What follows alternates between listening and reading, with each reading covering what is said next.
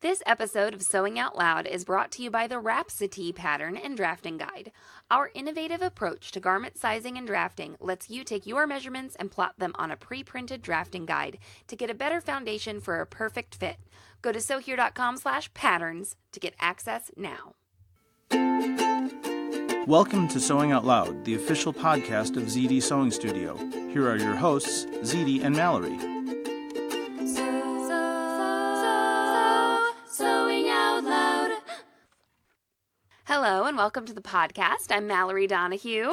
And I'm ZD Donahue. And today we are going to be answering some questions that we've gotten in the Facebook group. I love it when... Okay, do you ever dream about podcasting, though? You know, I don't know. I've had a couple nightmares. Oh. Like we did, the whole thing, and then you didn't have it recorded, or... Oh my God, the Wi-Fi's on. You didn't ask me if the Wi-Fi... Is the Wi-Fi on, Mallory? Yes, it is. Turn Wi-Fi off. Oh my God. We've lost a couple episodes because if you're looking into starting a podcast and you use Audacity, do not have your Wi-Fi on. So do we need to No, start I think over? we're okay. Okay. I think we're okay. All right. Well, maybe we should start over because I was going to say what we were doing. And Let's then you were start like, do you over. dream about podcasting? Let's start over. We're taking some questions from the Facebook group. Thank you all who submit questions. They're good. And sometimes we don't think of everything because we're in a different place and people's Or if perspectives. you're sewing something different, or here's the other thing. We've already answered it. It's just that you weren't there, or, or you forgot we answered it, or you weren't interested in it at the time, so you didn't put it in your mind bank. And that was something like when we had the storefront. Yeah. I would think, I have said this 42 times today. Oh, well, it was to 42 different people, so I have to keep saying it, right? ZD's not complaining about your questions. No, even though it I'm just sounds saying like... that, when you're giving out information, sometimes you have to repeat it. Yeah, no, I like getting, and I know I like to get information. Sometimes I'm not ready for it. Right. Like, in certain, or people will say, we've had that on, the Facebook page where people will say, well, don't they know the rules? Blah, blah, blah. The rules have been stated here 100 times. Well, maybe they're new. Maybe they haven't been active on the page. You just don't know. There's new people all the time or whatever. Or I had a really not funny idea. everybody sees every post either. I had a really funny idea for a Facebook status in the group, and it was... Oh, no. She thinks she's being funny now. Said, I want to say, if I have to remind people that it's okay to swear here one more time... Well, it's just another bleeping Wednesday. but I didn't post that. But people who listen to the podcast, dropping the bombs funny. On the Facebook page. That just might. So Facebook really means F-bomb. Did you know that, FB? No, That's thanks what it means. for telling me. That's what it means. Okay. On our Facebook page. Okay, this question is from Colette. Tearing versus cutting wovens. Is one truly better than the other, and why did fabric stores stop the practice? Okay, so let's talk about tearing wovens and when it can be useful and when it's not useful. Well, when you tear it, you're tearing on the grain. Yeah. And you're finding the true grain. Yep. You will also find that your fabric maybe isn't on grain. That's right. That it's actually crooked, or it's been contorted. And it gets contorted not in the factory, or not when they put it on the bolt. It's usually because it's been on the bolt and something's been laid on top of it, or it's been.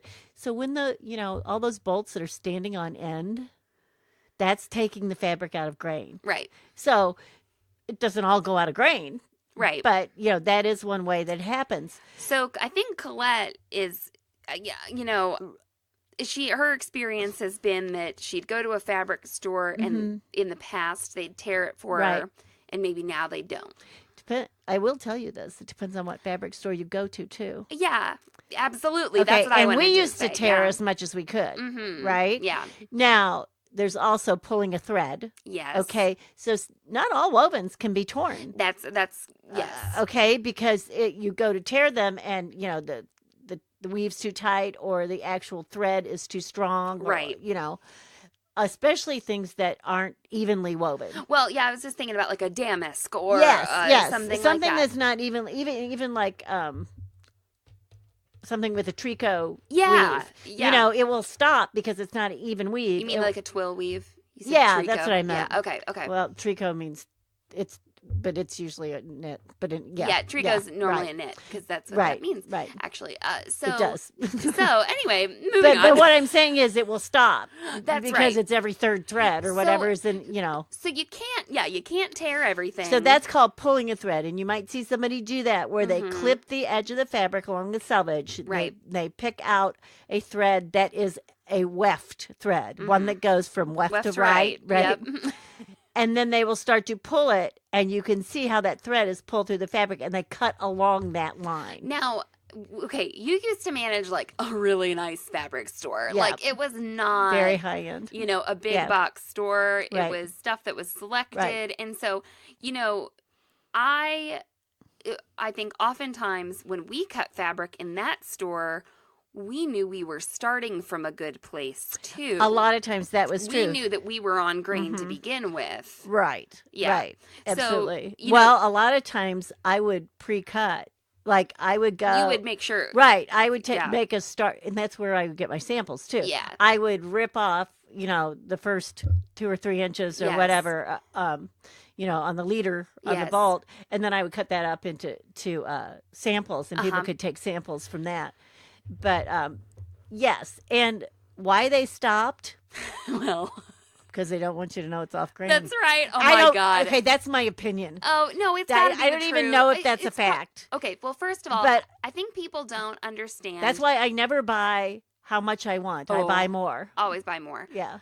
I think a few reasons for this happening. I think that it can freak some people out to see their fabric. Some torn. people don't like it. Yeah, some people don't And like it. here's another thing. If it's too difficult to tear, you can tear it and then you get it off grain on the edge. Well, and it can't. Yeah, Right. it can be damaging. You can. If you don't know, the person who's delivering the fabric to you, right? Or cutting the fabric it. for you, or whatever we want to call this, right? The table cutter person, whatever, Right.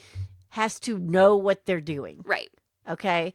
If they don't know what they're doing, they can almost make it worse. Have you ever torn? I've torn like a polyester satin before, and it sort of like. I mean, it almost looks like the edge is like melted a little bit. Well, like it's you can actually distorted. make it go at a right angle sometimes. Yeah, no. Yes. So it's not always appropriate Right. to tear the fabric. Sometimes it can be, but I do want to say one thing that you taught me. You can tear fabric to find that grain, Yes. okay? But do not tear pattern pieces.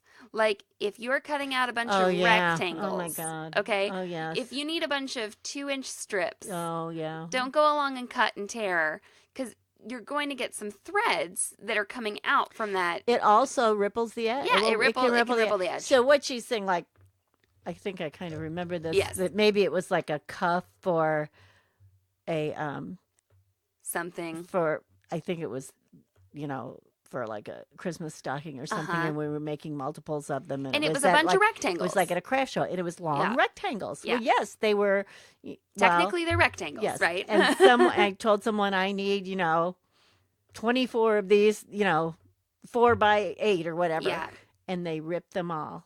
And of course, the edges were like rippled and curled, and there were pokies and all this. They needed to be pressed. Yeah. So like, no, get out the rotary cutter and cut them. So you might want to tear off the bolt and find that straight Yes, edge, yes. but then you need to proceed to cut, Well, right? I would go to my serger, serge that, and then go pre-wash. Yes. That's what you would do. But like Right. when we buy a bolt of, like, say we bought a bolt of fabric and we brought it home and then we went to like cut off of it, Like right? A like bolt or yes. two. I'm looking at 5 million. Go ahead. I might unroll that bolt like you would at a fabric store or something, Right. and find that straight Yes. edge. I might Yes. rip, but then when I proceed to cut out pattern pieces, even if they're a bunch of straight-edged pattern pieces, Right. I would not rip those. Never. I would cut. You need to 'cause cut. You can distort.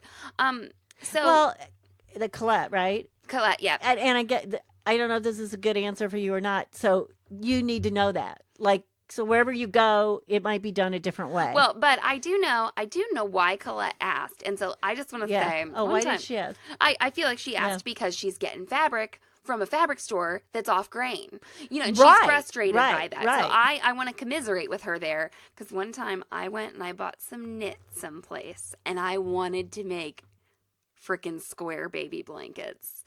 And so I can't remember what I got. I think I just got a yard of each because Right. I was kind of like, oh, I think I'm only going to make these little Right. blankets that 36 are maybe by 36. well, I was going to make them whatever. 30 by 30. Yeah, right. Okay, so I'm getting a yard, Right. And when I finally got that fabric out and laid out on our cutting table, it was a trapezoid. Yeah. It was, Yeah. it was, And here's what happens. and it was a knit, so it could not Right. have been ripped. So no, and knits get off very easily on that Mhm. bolt.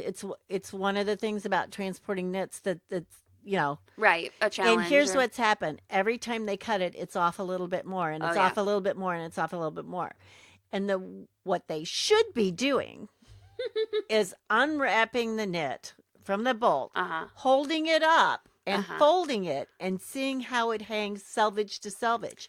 And if it is hanging with any sort of ripple in it, it's off grain. You have to fold it in half and make it hang without a ripple. And I had to teach Mallory that about knits. So if you ever received our Sew Here box, the knits edition, Yeah. and we cut up like 50 million yards of black double brushed poly, it was on grain because Yep. Edie made us, we'd cut I'd one, say, nope, there's a ripple. maybe we cut two, Right. and then we'd have to line it up again. So Right. we cut your fabric on grain. But Colette, so you may, in the past have seen it, and sometimes it's advisable, and sometimes it's not. But I mean, you can challenge a store and Yeah. say, I think that I don't think this is on grain or whatever. Or, you should have taken back that trapezoid probably and said, look at this. Oh my God, it was Right. such a trapezoid. Right. No, now the other thing Two with a trapezoids. knit, okay, especially a knit, you may be able to run it through the washer and dryer and it straightens up. Yes. But I doubt it. It was probably cut wrong. Okay, yeah. So your fabrics can also this is, Right. not really, this is related to Colette's Right. question, but if you did get fabric that's on grain, but then it looks like it's been distorted, Right. you can get that wet and then you can hang that out. Right. And you're reblocking the fabric, Right. right? You're reblocking. Yeah. And now, if it dries and it's still a little bit off, okay, and you know that your edges are on, you can pull fabric. Yeah, yeah. Okay. Yeah. You learn to pull, and that is an art. Yeah, you if know.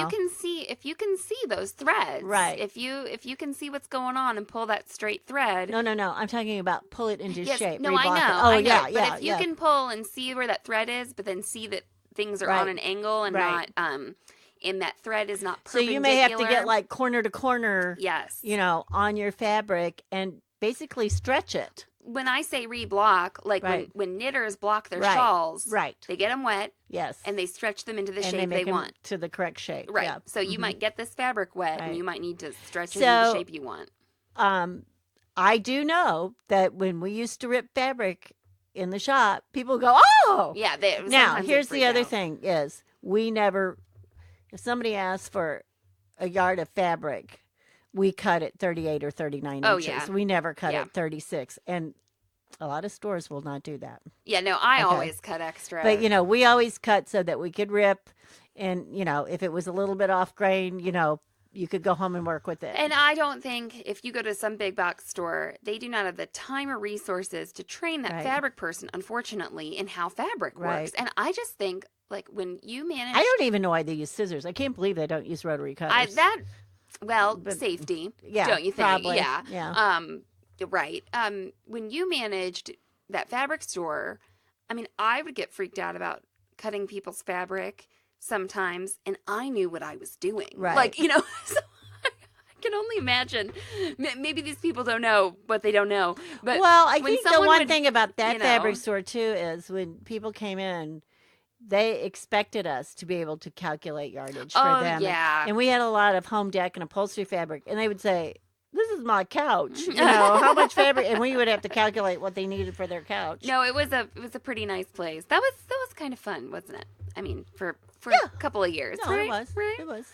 Okay, let us, I guess, take a little break and come back and answer our second question. Okay.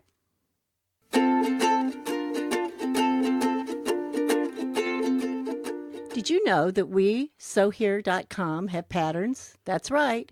We've created drafting guides that give you more control of your garment fitting and construction process. Need to get started on the perfect t-shirt? The Rhapsody is for you. Take your measurements or those of someone you love, or someone who will pay you $1 million, and plot them out on our pre-printed drafting guide. It's available as a tiled PDF or a large format AO file, so you have access to the drafting guide immediately after you purchase it. The Rhapsody instructions include info on how to draft for any body, no matter your size, proportions, or gender. Large busted stitchers get my useful tip on how to create the boob bump so that your shirt will fit perfectly, even if other patterns have failed you. Go to sewhere.com/patterns to check out our offerings, including the Rhapsody. Sewing out loud. And we're back. All right, Anne has a question, and this is a little, unfortunately, we can't give cut and dry answers to all these things, just like with Colette's. We promise we're not just trying to, cop out here. But, okay, Anne asks, are PDF patterns ruining my sewing game? I've been sewing garments for almost 2 years, and everything I know I've learned from indie pattern makers. Sometimes different patterns have conflicting information. Do you sew a knit sleeve in before or after sewing up the bodice side seams? And I worry that I'm learning bad techniques. Of course, I supplement with everything I glean from Mal and ZD, but I worry that I'm missing out on the, quote, right way to sew by using only indie patterns. Okay, so a couple people answered her, and they were like, hey, there's no right way all the time for everything. I think she's absolutely ruined herself, and Yeah, she has to it's start the end. over. No. Yep, no. She'll never be able to sew properly ever again. I've seen bad instructions from indie sewing patterns and from the big four. Yeah. And I've seen good instructions. The thing about the big 4 or 5 or 2 or whatever they are now, or just the big because one. the big one, yeah. The big anything, is that for years at least they were consistent, I believe. You sort of knew what to expect, and the markings were the same. Yeah. Now, I do remember when I first started learning to sew that I felt like Butterick patterns were harder to understand the instructions for some reason. Like, just like the syntax. I don't know. Yet I liked their patterns. So, and then, I got to where I barely needed to read the instructions, so it didn't matter to me. Right. That's my... Or even I would read their instructions, and then I would decide which way I was going to do it. I might not do it their way. And the thing of, like, does the sleeve go in before or after? I don't think it matters. I will tell you, sometimes here's a decision that I might make. So say I am sewing for show choir. Right. And I'm making all these knit tops. I'm making 42 knit tops, right? Right. And I know I may have some alterations coming up after these kids try these on. Yeah. I would sew the sleeve in flat. Okay. Because I would assume that I am going to have to take some side seam and maybe through the sleeve alterations. Yeah. Which means I could just zip right down that. Yes. Again. Okay. So there, I just made that decision for that reason. Right. And here's the thing. The more skilled you are, the more practiced you are. Right. The more it doesn't matter. The reason to put a set-in sleeve in is so that you are not contorting it. Right. Okay? Putting it in flat, sometimes people will have the tendency to contort the fabric. Right. Okay? So that would be one reason. The other reason would be the underarm seam. Okay, in a flat sleeve makes more bulk. Well, and okay, in a woven garment. Right, in a woven garment. When you have a 2-piece sleeve. Right. Okay, you can't sew it in flat. Right. Okay. Well, and there are 2-piece sleeves in knits too. I know. Right, but yes. Yeah. A more tailored garment probably calls for a set-in sleeve. But here's the thing. Usually the sleeve cap on a knit sleeve is much lower. It doesn't have the ease that you have to have. The other thing is, a lot of times it is symmetrical. Right. There's no difference between the front and the back. I wanted to bring that up because apparently there's some kind of something going on. on. Oh, yeah. People are like really upset about that. Right. upset that would be cut on the fold or something. And I'm Yeah, like, if they're symmetrical, you can cut them on the fold. yeah, it was a very, I know. People are very question- upset about it. the question confused me. Mm-hmm. But here's the thing, like you may find, Anne, sometimes it might matter and sometimes it might not. Right. And another person just asked a question in the group about cover stitching, on a curved hem. Uh-huh. And someone said, I really find it's easier to do with the garment flat and then to seam it up. And I said, Why? I've never found Yeah. that I Yeah. need to do that. And this other person was like, oh, I have ... This is why. They just found it, like, if you think of a shirt tail hem, Mm-hmm. they found that where it goes up into the side seam was too... You mean like what I'm wearing right now? Yes, was too much of an angle for them. Well, now that might be true. Yes. Then they need to change the angle if they want to do it all at one time. So you may recut a shape sometimes if you that's want to why, use a that's certain why technique. I'm bringing Yeah. this up, because the question can lead to, Mhm. Right.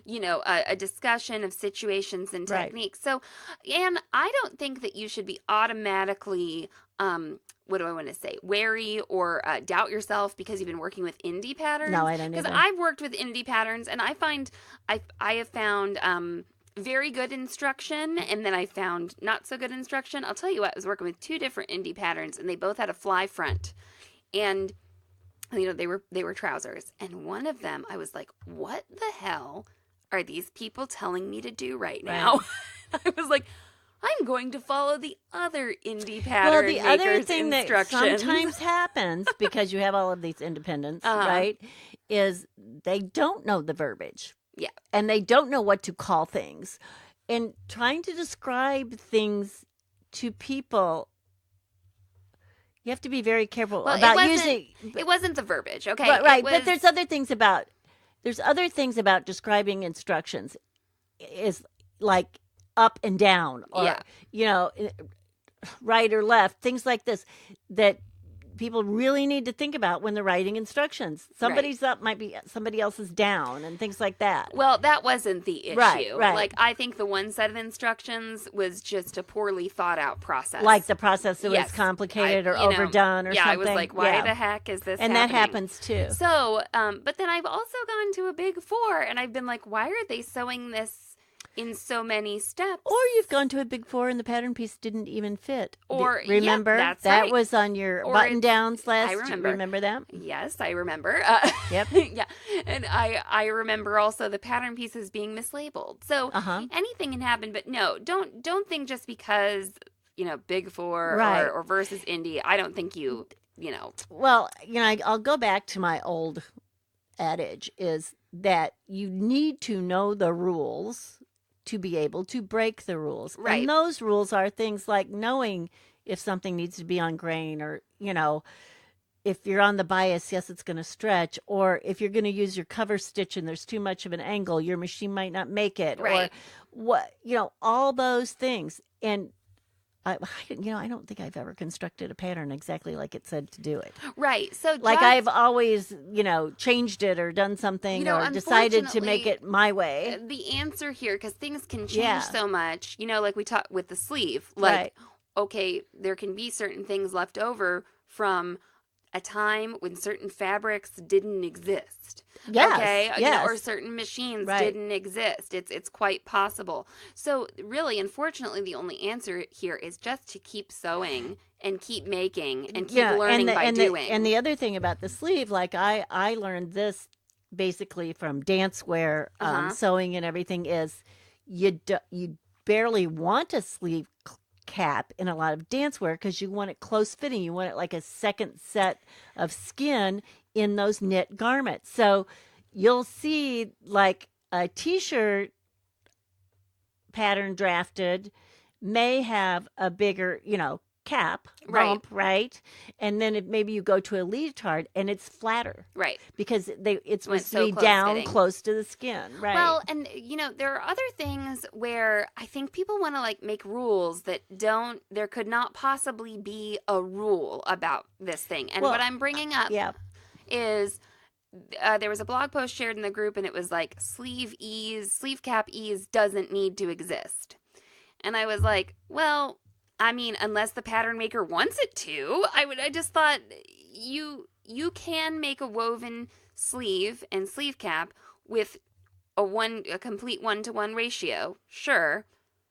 But maybe the pattern maker wants it to look like something else, or maybe it wants to, and I think about extremes of like, okay, maybe some pattern maker makes a woven garment with no sleeve cap ease, and then some other pattern maker makes like a leg of mutton sleeve, and I just think there is no reason to make this like absolute rule, like when the process of garment making can be so different. And sometimes there's ease. You're talking about style. And sometimes ease is there for function. No, I know. So it's yes, I understand. Right. Yeah. No, that's what I'm saying. Yeah. And that's what I'm saying. That's why you know the rules.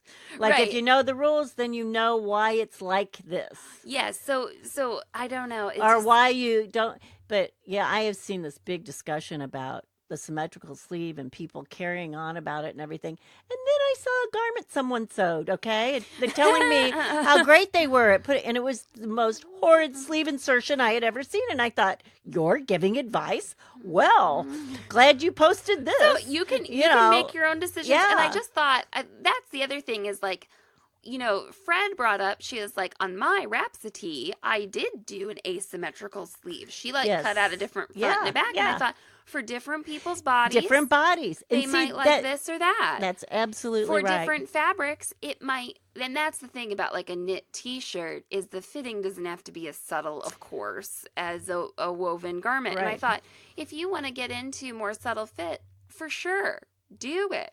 But yeah, apparently this group had just completely said if it's a pattern that's drafted with a symmetrical sleeve, it's just always wrong. Well, they were like, don't buy those people's patterns. That's wrong. And that now, used to be if we made a tailored jacket, we put one sleeve in, going forward and one sleeve in going backward so that they were both, you made sure that they were sewn in exactly the same direction and perfect.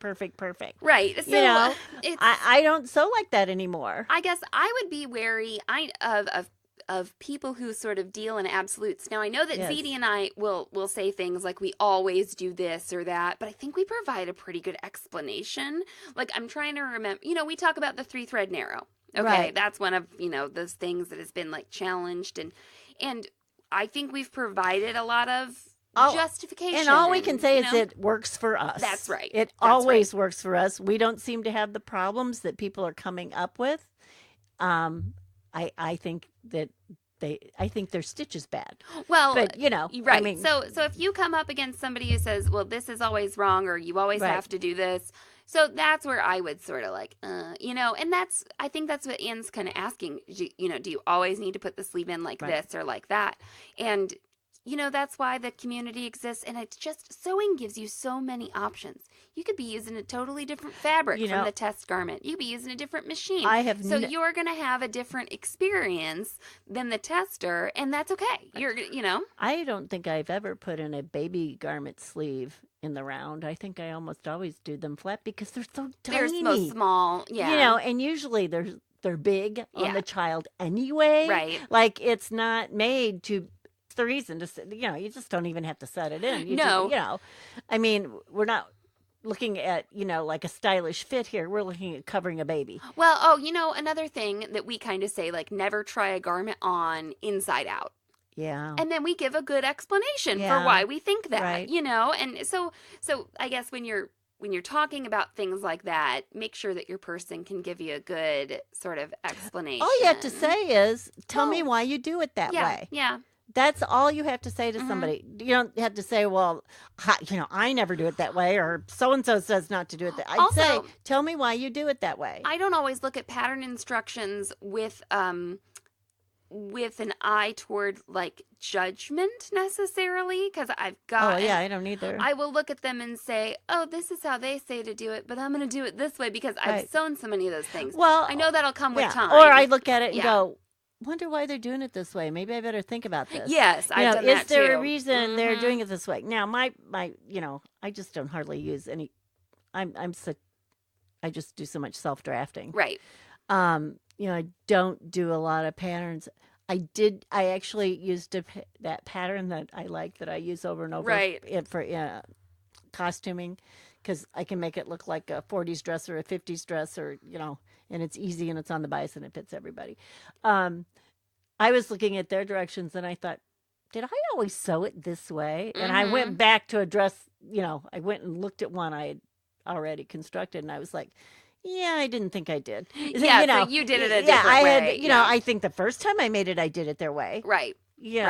Right. Especially when it's sort of just like an order of operations kind of thing. Right. I will often change that. Well, and oftentimes I'm changing that pattern anyway because I'm making, I'm going for a certain look. Right. And, I just did a little mod. We'll talk about this in another podcast where I put a different type of zipper in a garment from what they recommended. And why I told you that's why I always put that in and then we kind of talked about it. And then I thought, it was the Jenny trousers. And I thought, okay, they can be overalls too. Mm-hmm. And I thought, okay, what if I made a pair of overalls that I was going to like wear out to garden or something? Right. Would an invisible zipper not be good for that versus a lap zipper? I don't know. See, I wouldn't put a zipper in overalls at all. Because I would have the pockets open. Yeah, so she does. Yeah. She has a hack for that too. Yeah. She's got the buttons too. Yeah. If you want to do it that way, but then she gives the zipper option as well. And so I'm like, there's just different contexts. Well, for different. It might depend on how you like to go to the bathroom. That's right. Or it depends on the look you want. So anyway, Anne, you're gonna like trust your instincts and you're gonna try things out. I think just because she asked the question, she's it's okay. a good sign. Yeah. I agree. So, and sometimes you're going to make a mistake, and that's okay. Like, you got to do it in sewing. You have to be like, crap, I just made the wrong choice. A good indie pattern, any good pattern, will have not only what I call an instruction sheet or instructions, it will also probably have like a guide sheet or some sort of index that says this marking means this, this means this. If you see this symbol, you want to do this. They will clarify their symbols. Okay, there's also, I think, quite the spectrum of indie patterns. I do too. Yeah. Like closet case and cashmerette and grain line.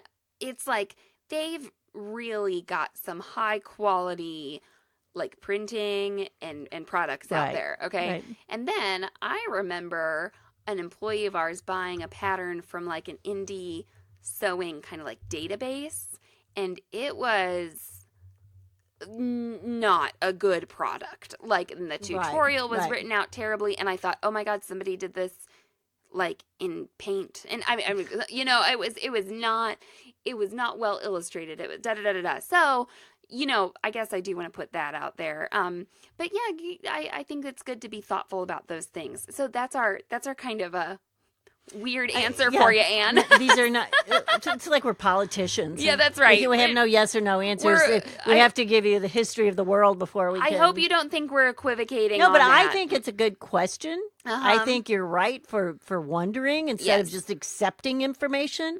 And sometimes if the information seems weird, think about it. Yeah. Or, the thing is you can email those people now and say, I'm not understanding this. That is the one thing that you couldn't do. I mean, we didn't even have 800 numbers until I was like, in my 30s or something. So, you can email somebody and say, here you have this instruction and I've never done this. I'm not sure I understand it. Can you tell me why it's done this way? Right. And I hesitate to call out or to detail everything I ever change about everybody's patterns, all the time.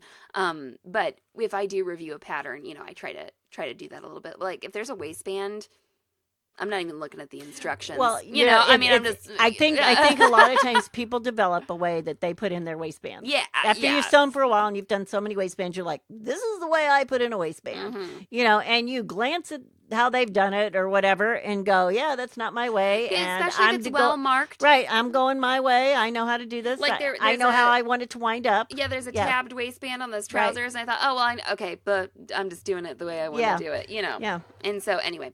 Okay, well, I think that was I thought we'd be able to answer more, but we'll do another one of these. So if you have any questions, you can always email us, or you can ask in the Facebook group. Or if you have a podcast idea. Yeah, absolutely. We may do it, or do it in the late future or near future or far These future. questions were from November. Yeah. So Well, it's only April. it's March. Yeah, Well, almost April. Almost April. Okay. What year is it, Mom?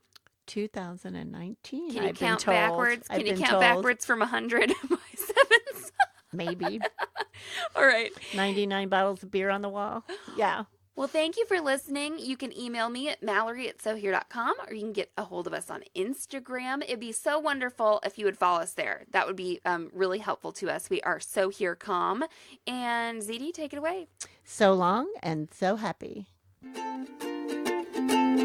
Thanks for listening to Sewing Out Loud. For even more expert sewing advice, visit sewhere.com.